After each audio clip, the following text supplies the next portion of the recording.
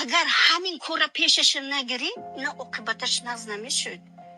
چونکه این همیش ملت بدبینی، ملت نیست کنی میبیورد. هر یک ملت باید ملت دیگر ادبیاتش، صنعتش، مهنتش قدر کند. چونکه گلزاربه هر خیل گل میروید، هر کدامش هم قدرش هست. ملت هم همین چونه.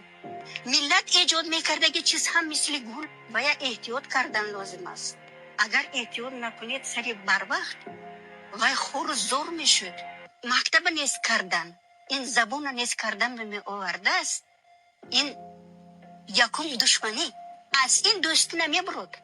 من میخواستم که مردم تاجیک بخورا عقل کتی بیدار شوند، فهم کتی بیدار شوند، قدر کتی بیدار شوند.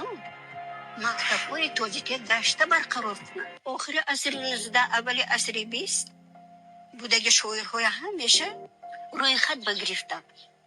2000 شاعر گذشتگی بخورا.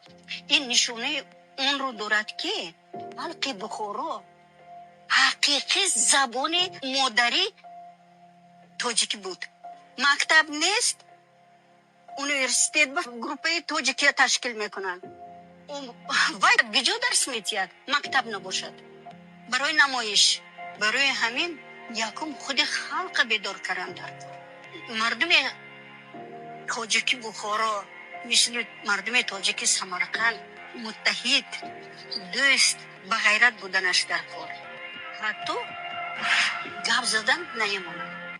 از تاجیک ها میگریزن، گویا یگان خوفیس میکنن. همینش به شکر که خلق تاجیکی ما زبانش گم نمیکند. زبان خانگی باشدم زبانش گم نمیکند. زبان ما زبان خانگی کردن. نفهمید؟ این دهشت